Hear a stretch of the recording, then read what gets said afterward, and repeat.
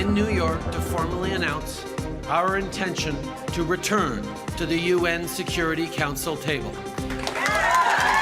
Prime Minister Trudeau making it official this week. Canada will be bidding for a seat on the UN Security Council for 2021. The comments came during his trip to the UN on Wednesday. While there, the Prime Minister was lauded for his progressive stance on peacekeeping and gender equality. But not all the press was upbeat and positive. We're back with round two of the Sunday Scrum. Susan Riley, John Ibbitson are in Ottawa, and they are joined by the CBC's Julie Van Dusen, also in Ottawa. Okay, so Susan, first off, we hear now that the Liberals are going to bid on this non-permanent seat on the Security Council for 2021, 2022, I believe, but the lobbying takes years, and that's why he's announcing it now. How important is it to have a non-permanent seat on the Security Council? I couldn't care less, to be perfectly frank. In terms of the daily run of my life, it doesn't matter. It's better rather than worse. It's better to be accepted and to be at the center of what the UN does, I guess, than to be a pariah. But in my view, the whole trip, Justin Trudeau's whole trip down there it's just kind of we're exchanging one set of pieties for another set of pieties. I mean, Mr. Harper was all about moral leadership and you know, coming out against tyrants and defending religious minorities and human rights. And his actual behavior was riddled with contradictions and hypocrisies. And I think the same is probably true with Mr. Trudeau. They are more progressive with gender equality. They do believe in that. They have done some good things on that front.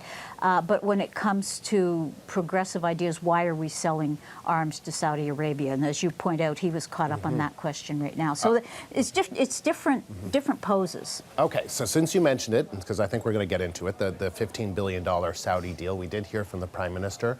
He reiterated Canada's commitment to peacekeeping. He also, but many wonder why, if that's true, that the Liberals haven't canceled this $15 billion arms contract with Saudi Arabia, a country with a questionable human rights record. And in a second, I'm going to play a clip from Stephen Lewis, a former UN ambassador to a Canadian UN ambassador. But Julie, why is it that the Liberals seem to be stuck, committed to this arms deal? Well, no one knows for sure. They talk about penalties. We don't know what they are. Trudeau said that you can't really do business that way if you're a government and you sign a contract and you get out of it. I don't know where he was. Maybe he was 2 years old. I don't know. When Jean Chrétien canceled the EH-101 helicopter deal, he found it pretty easy. They were supposed to buy helicopters, and he said, I cancel it. He paid the penalty because they were a Cadillac version of what was really needed, he said at the time. Mind you, the whole thing's been bogged down ever since, but the point is the F-35s, we haven't completely committed to them. But back to the key issue, which is if you're a feminist and you believe in human rights, if you're a feminist but you're doing business with a country where women, can't cross the street, they can't get a passport, they can't drive a car, they can't chew gum without a man's permission, and if you're dealing with a country that has one of the most abysmal human rights record on the planet, then you're going to have a problem. It's going to dog you. Okay, so before we continue, I will throw to that clip now. I spoke to former Canadian ambassador to the United Nations, Stephen Lewis. By the way, he was actually quite pleased with the Trudeau government paying more attention to the United Nations, but he certainly was not pleased about this deal with the Saudis. Here's what he had to say. What you heard from the Prime Minister was a disingenuous rationalization. There is no way that you can justify the sale of those arms to Saudi Arabia when you know full well that down the road they may well be used on the citizens of Saudi Arabia, indeed the citizens of Yemen, where Saudi Arabia is engaged in a notorious conflict. And one doesn't do that with a country whose human rights record lies virtually at the bottom of the scale of human rights atrocities. So, John, I know you've done it before, but are you going to continue to defend the government's decision to sell $15 billion worth of LAVs to Saudi Arabia? Absolutely, I'm going to, Andrew. And I was thinking about it actually as I was driving in here today in my extremely modest 5-door subcompact car that smells of dog. My car is 16 years old, full of rust. First of all, I'm just saying. First of all, it was a contract. and you sign it, and that's it. That's what contracts are about. And if governments renege on contracts, they pay very high prices for it. Remember, Judy, how much the Chrétien government paid for those for canceling that helicopter I think it was contract. $50 million, if I No, recall. it was far more than that. Far more than that in the end, and we never got the helicopters for 2 decades.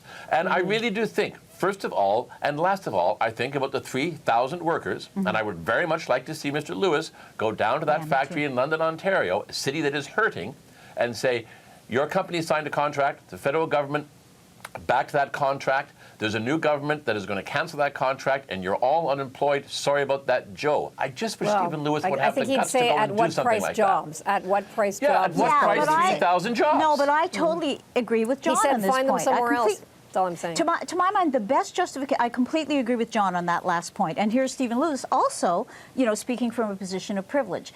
Me too. I'm not exonerating myself. I don't mean to be sanctimonious. I'm just saying I agree with, I don't know why the government just didn't say, look, there's 3,000, 5,000 jobs on the line over the course of, 15 years in a really hard-pressed part of this country. The contract's already been signed, true enough, but we're just not going to throw these people to the wolves. And I think he would get more understanding response from people if he just was courageous enough to say that. Maybe that's what they should say instead of saying there's penalties, but they don't say what they are.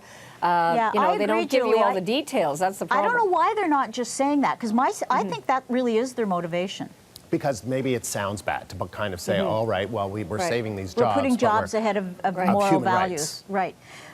Well, anyway. Okay. It's never a bad day when you're worrying about saving people's jobs. Well, the problem is the Dutch have decided they're not going to deal with any arms with Saudi Arabia, and so is the EU. So there's other But is countries, that- right? So it doesn't Yeah. mean, I'm just saying that it puts the government in a bit of a bind because they're not explaining does. it properly, I and it agree. flies in the face of what they supposedly believe in.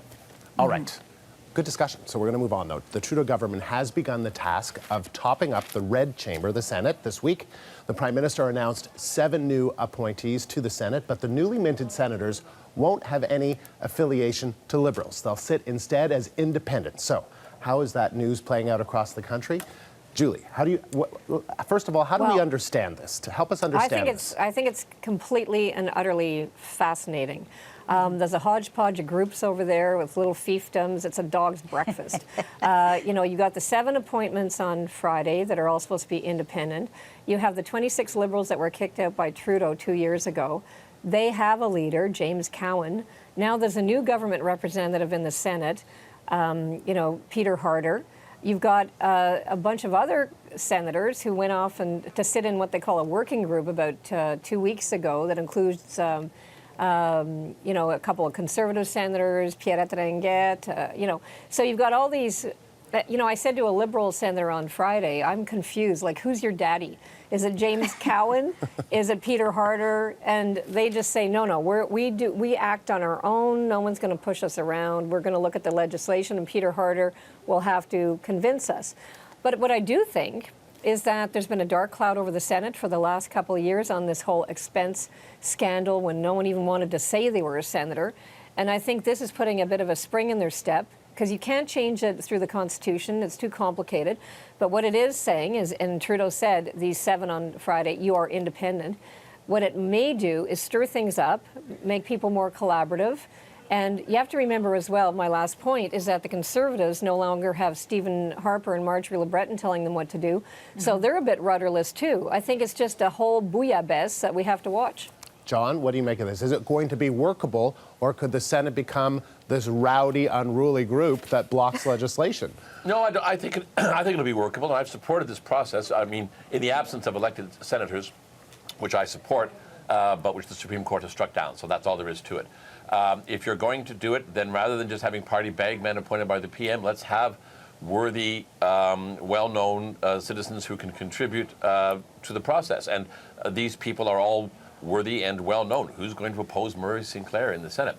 That said, they're all progressives. It's just what I was afraid was going to happen. There isn't anyone in that group that a conservative, an economic conservative or a Harper conservative would say, yeah, these are one of my people. They will speak with my kind of voice.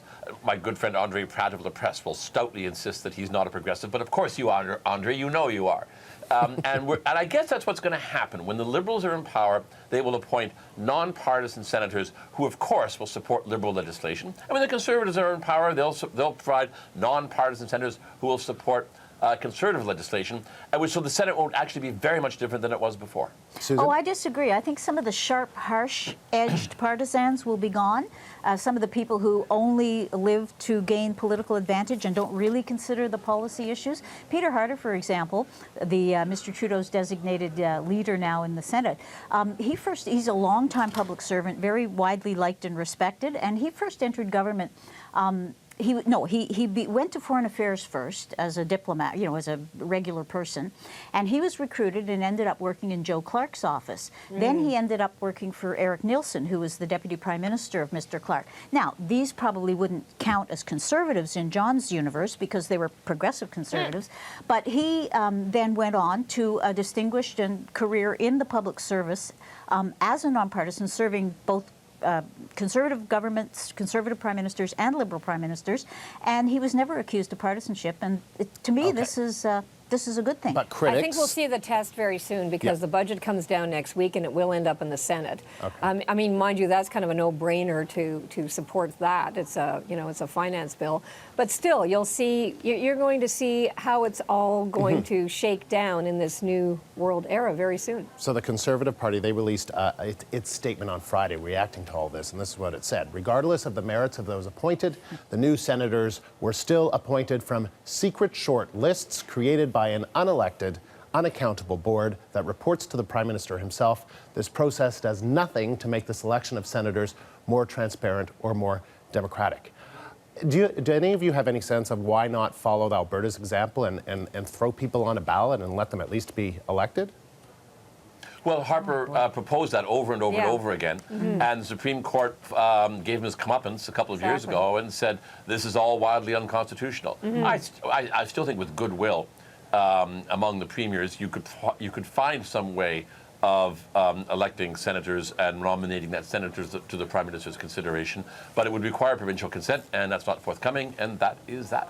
And I think it would be a that's nightmare. why anything more complicated than this, I think this is a rather novel way to do things. Tell people they're independent. Tell them they have to look at legislation on its merits. And Peter Harder is going to have to broker some kind of consensus. He's the guy that's going to have the most difficult job, I think. Susan, final word to you.